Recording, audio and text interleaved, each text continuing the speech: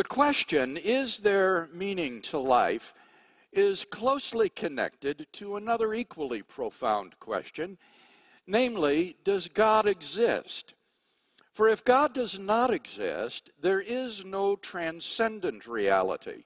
And so both mankind and the universe, as a result, are inevitably doomed to death. Like all biological organisms, each of us must die.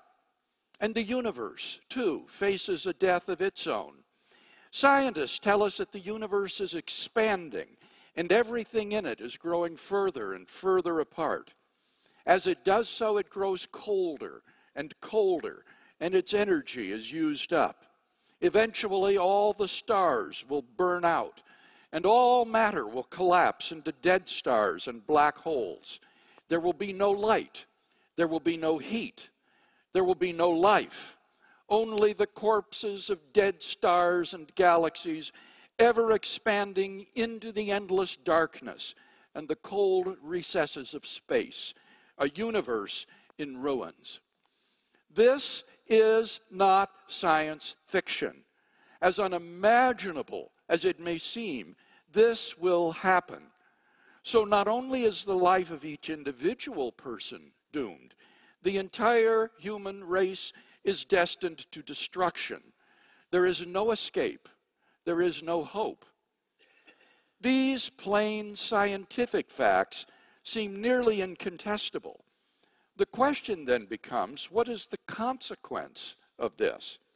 Many atheist thinkers have argued that it implies that human life itself becomes absurd. It means that the life we do have is without ultimate purpose, value, or significance.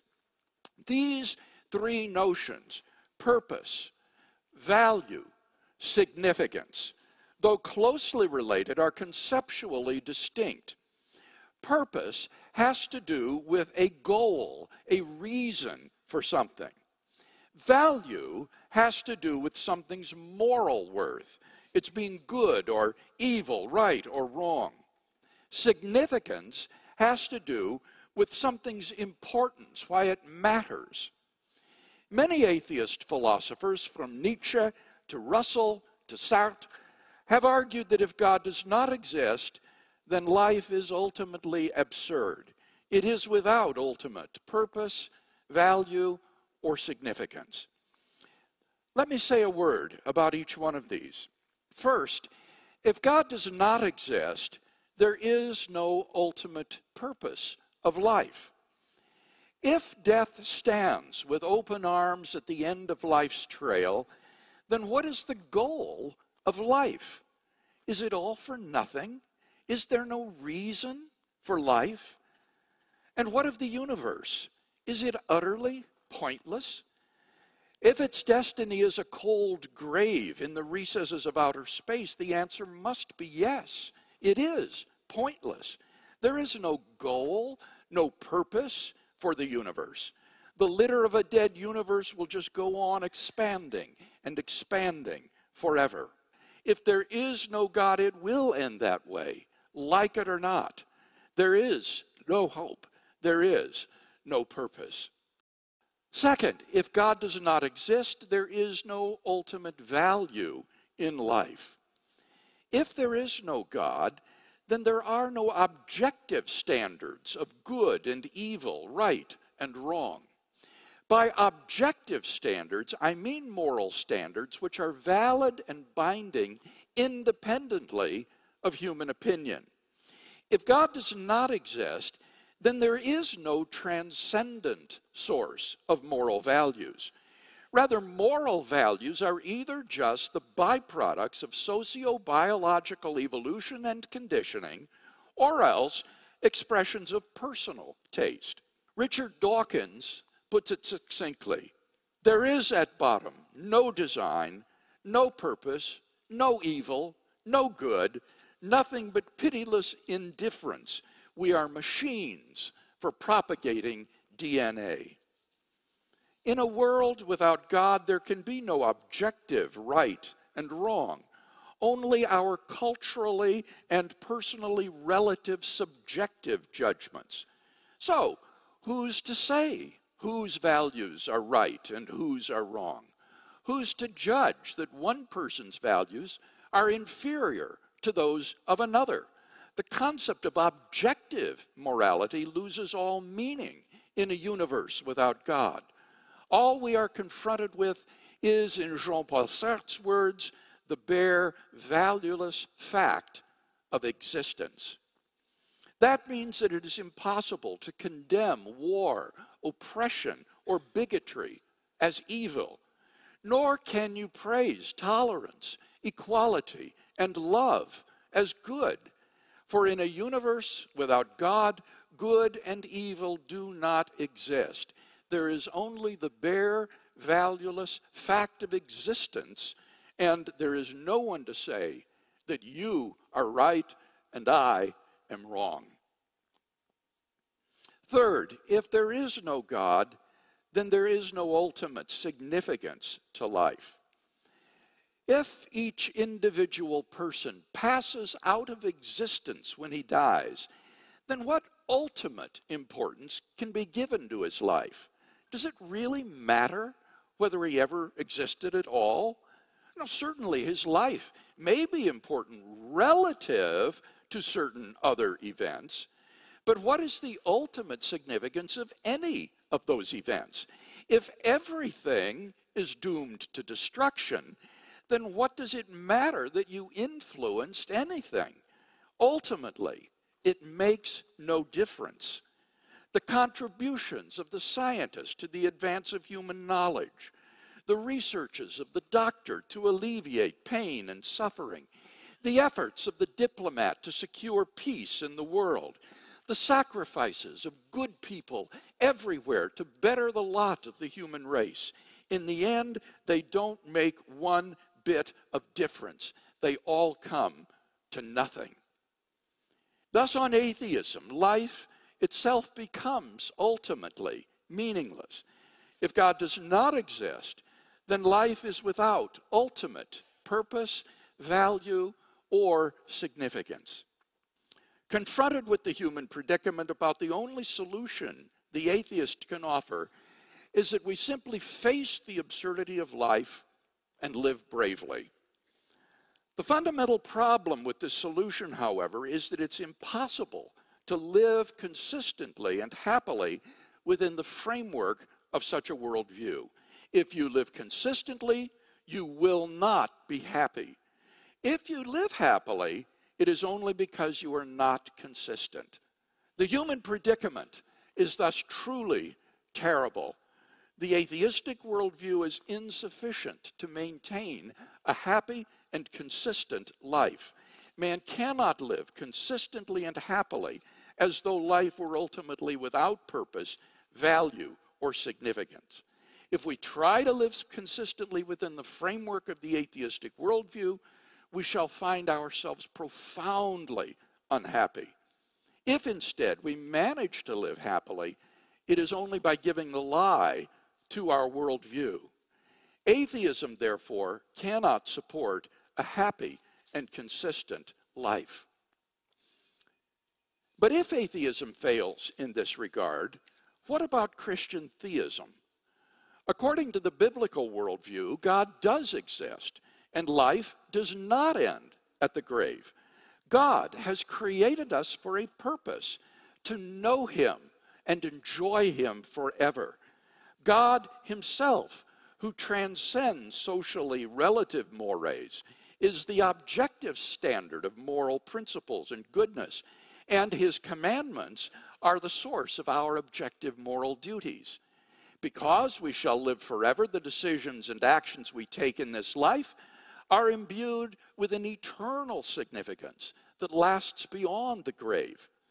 Biblical theism therefore provides the two conditions necessary for a purposeful, valuable, and meaningful life: God and immortality.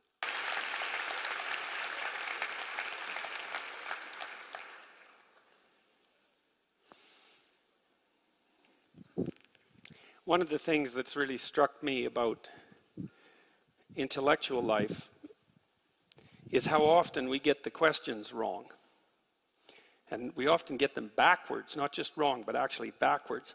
So as a clinical psychologist, I've often treated people with anxiety, and people wonder, practically, individually, clinically, why are people anxious? And I think, that's a completely ridiculous question. The reasons for anxiety are starkly self-evident. What I wonder is, why aren't people terrified out of their skulls so badly every second of their life that they can't even move? Yeah, and you all laugh because you understand that. It's like anxiety, that's no mystery. It's like brief spells of calm, that's a mystery. Okay, and a client will come to me and say, well, I'm procrastinating. Why do I procrastinate? It's like, no, that's a stupid question. It's easy just to sit there and do nothing. What's the mystery is why you ever get up and do anything difficult at all.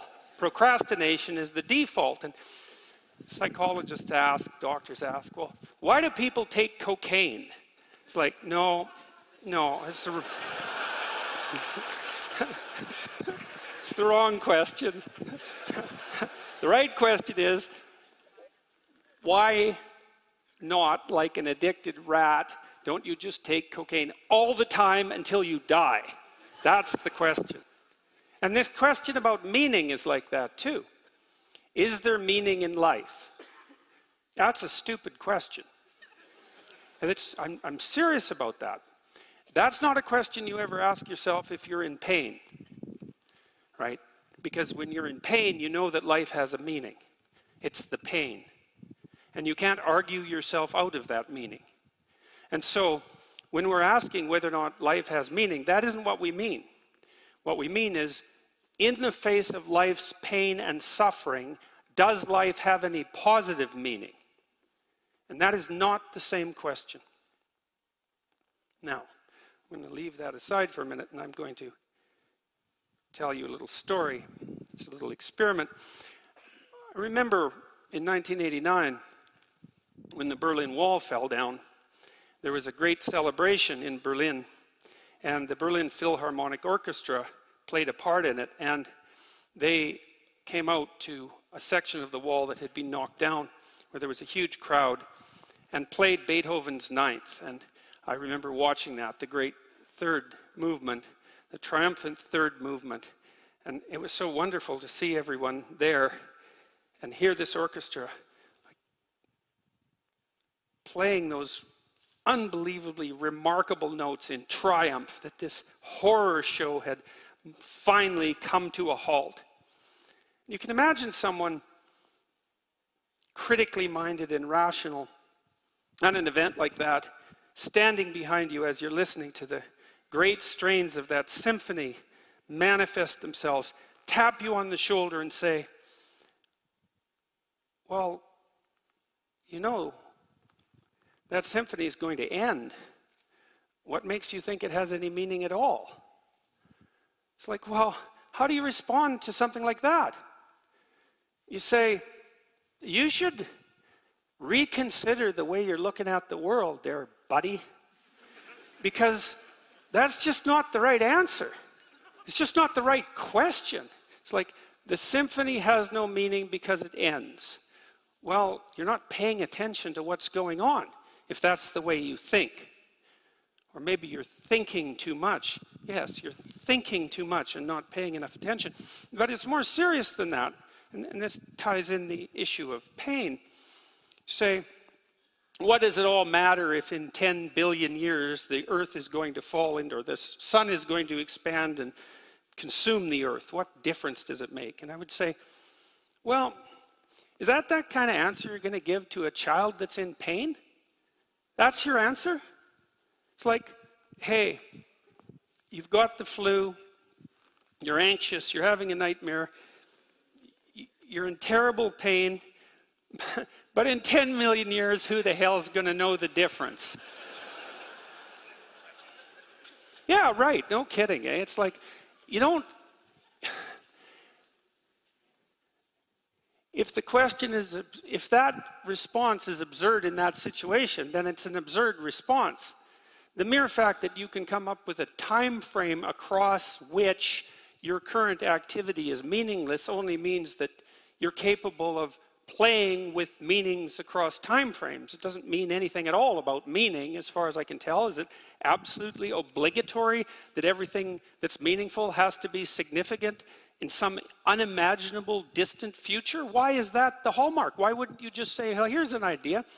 Why don't you stop conceptualizing your life across time frames that takes all the positive meaning out of them? How would that be for a suggestion? Maybe the fact that posing the question in that way makes you feel miserable and wretched and futile is an indication that there's something wrong with posing the question in that manner. And you might say, well, there's nothing wrong with posing questions. And I would say, well, that brings us back to the child in pain problem. Sometimes there is a problem with posing questions in a certain way. And what difference is it going to make in 10 million years is not a sufficient response to someone who's suffering. And then you might say, well, we could expand that idea even. We could play with that idea of suffering. We could say, well, maybe it's a child in Auschwitz, you know? And the suffering isn't merely a consequence of an illness. Not that that's trivial. But the suffering is the consequence of conscious malevolence. How about that?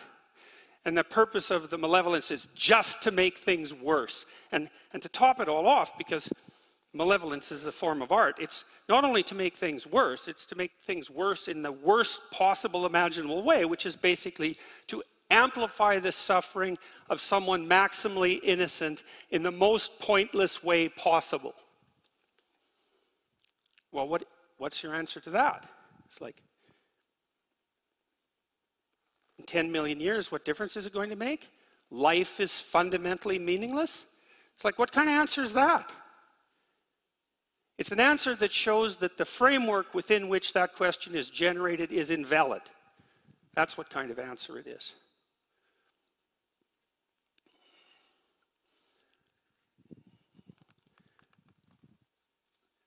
I realized a while back that I had gone through a process when I was in my 20s that was akin to something Descartes did. I'm not trying to compare myself to Descartes. But he was trying to look for something that he couldn't doubt. And the consequence of his search was, I think, therefore I am. I was looking for something that I regarded as incontrovertible. Well, I found something that I can grip onto or stand on without dispute. There are acts that are unquestionably evil. And that means that there are acts that are unquestionably good. Now, it doesn't mean that we know what they are, right? Because just because you know one pole of something doesn't necessarily mean you know the other. I could say that whatever leads us as far away as we can possibly get from Auschwitz, that's good. Well, I've been trying to puzzle out what that might be for 25 years to understand if there's a route, a mode of being, let's say, that takes us away from undue suffering, but more than that, takes us away from undue suffering multiplied by malevolence. It's a fundamental existential problem of life. We all suffer. That's the meaning of life. We all suffer. The suffering is exacerbated by the malevolence in our hearts and the malevolence in the hearts of all of us. And the paramount issue that faces us is what to do about that. And the answer is, I think, live a life that manifests itself as meaningful. Because it seems to me that the meaning isn't a rational phenomenon. It's not something that you create. This is where Nietzsche, I think, got it wrong. He believed that as a consequence of the death of God, we would have to create our own values. We would have to become gods ourselves, so to speak. But I don't think that Nietzsche was right, because I don't think that we can create our own values. I think that we have to discover them. And I think that what we discover are eternal values, And I think that the eternal values that are discoverable are precisely the values that lead us away from the pathway to perdition that was characterized by places such as Auschwitz. And I also think that we all know this. Now, it's not that we can't question it, because we can question it. But the questioning is, in some sense, beside the point, like the person objecting to the grandeur of Beethoven's Ninth by pointing out that it's going to end. The questioning is beside the point. It's missing the point. You say, well, you can't deny that pain is real and suffering is real, and you can't deny that suffering induced by malevolence is the worst of all possible sufferings. Those are all undeniable as far as I'm concerned. Those are all meanings of life. And they're real enough so that if you encounter them, like if you encounter true malevolence, the probability that you'll walk away from it unscathed is very, very low. It will damage you psychophysiologically, and you might never recover. And that's real enough for me. As real as I believe suffering and evil to be, it appears to me that the mode of being that leads you away from that enables you to bear the suffering with nobility and to be useful to others who are in pain, and to constrain the malevolence in your own heart and around you, that mode of being is more powerful than that which it is set against. And not only that, I think that we experience this. I think we experience it. We just don't notice. Maybe because we're too busy thinking, because noticing and thinking aren't the same thing. We see in our own lives when we're engaged in something deeply meaningful. Music is the best pathway to that, I think. It's the most rapid and indisputable pathway to that. Virtually everyone loves music, and music speaks of meaning. It does it directly. It shows you what life would be like if it was ordered and harmonious, and you were dancing along with it properly. It gives you an intimation of psychological integrity. But you watched your lives, day to day, week to week, month to month, you'll notice that there are times when you're so deeply engaged in what you're doing, when what you're doing is so meaningful, the kind of meaning that announces itself, not the kind that you're creating, that life is so meaningful, you think, this is worth the suffering. Well, you think, well, that's meaning, right? Meaning is what makes the suffering worthwhile. Is that real? It's not something you think up, it's something that you discover. And you can watch, you could see, day to day, minute to minute, hour to hour, week to week. You can see when you're conducting yourself or being conducted in a manner that allows that meaning to reveal itself in a way that in the moment, even if you don't notice, the conditions of your life justify themselves. And that's really saying something, because pain and suffering and malevolence are real.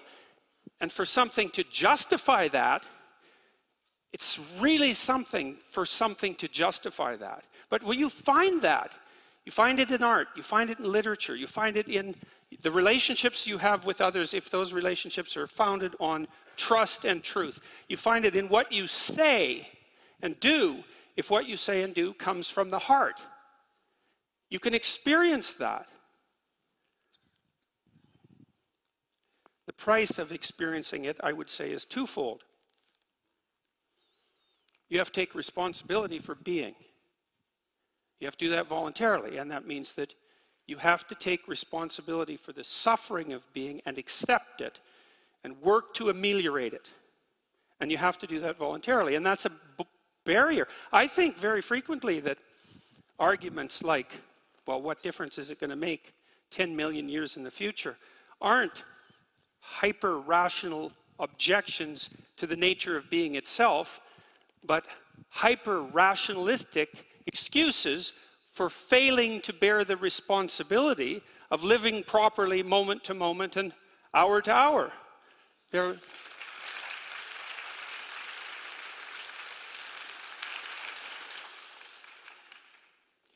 Say you have a child who's sick, maybe one who's been hurt. You say, well, what do you say or do in the face of that? Well, you say, Hey, kid, I'm here with you. I'm here beside you. It matters what's happening to you. And we're going to do everything we possibly can to get through this together. And if you're lucky, you get a hug as a consequence of that. And you think, if you don't think that's meaningful, man, there's something wrong with your soul. And answer, what the hell difference is it going to make in 10 million years? That's the devil himself speaking. Oh, that's good enough. So, thank you.